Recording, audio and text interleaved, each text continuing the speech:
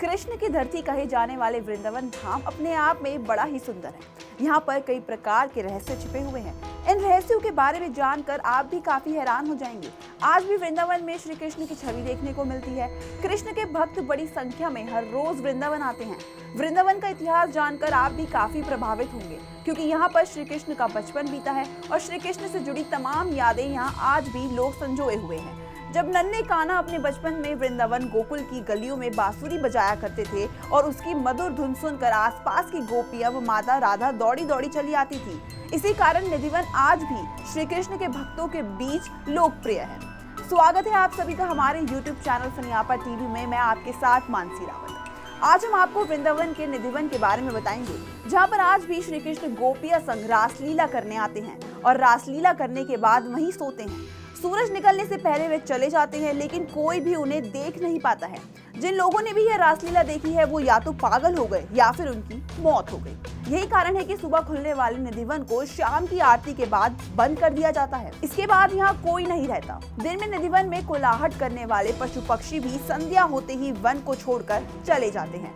निधिवन में तुलसी के पेड़ हैं। यहाँ तुलसी का हर पौधा जोड़े में है। मान्यता है कि जब श्री कृष्ण और राधा रासलीला करते हैं तो ये तुलसी के पौधे गोपियां बन जाती हैं और सुबह होते ही तुलसी के पौधों में परिवर्तित हो जाती हैं।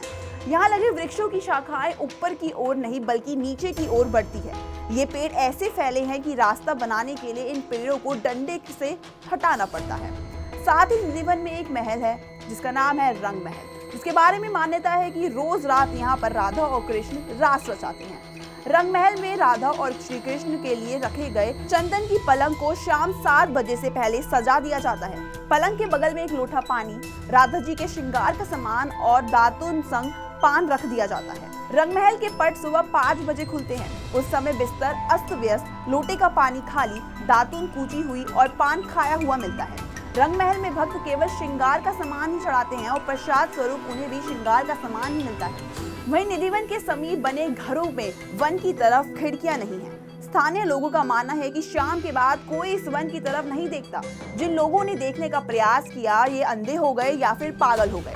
कुछ लोगों ने वन की तरफ बनी खिड़कियों को ईंटों से बंद कर रखा है, जिससे कोई चाहकर भी इस वन की तरफ नहीं देख सकता।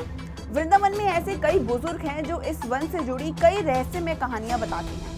यदि आप मथुरा वृंदावन घूमने जाने का मन बना रहे हैं तो आप इस वन को दोपहर में भ्रमण कर सकते हैं। दोपहर का समय इस वन में घूमने का सबसे उत्तम समय है, क्योंकि उस समय मथुरा वृंदावन के सभी मंदिर बंद हो जाते हैं और शाम को 4 बजे के बाद खुलते हैं। इसलिए इस समय आप निधिवन में घूम सकते हैं और वहाँ की सुंदरता का आनंद उठा सकते हैं। मौसम के अनुसार इसके पट सुबह 5 से 6 बजे के बीच खुलते हैं। 8 बजे के पास यहाँ मंगल आरती होती है। सूर्यास्त के समय कुछ पहले यहाँ के पट बंद कर दिए जाते हैं। आपको यहाँ कई महापुरुषों की समाधियां भी देखने को मिल सकती है जो भगवान कृष्ण की भक्ति में लीन रहते थे।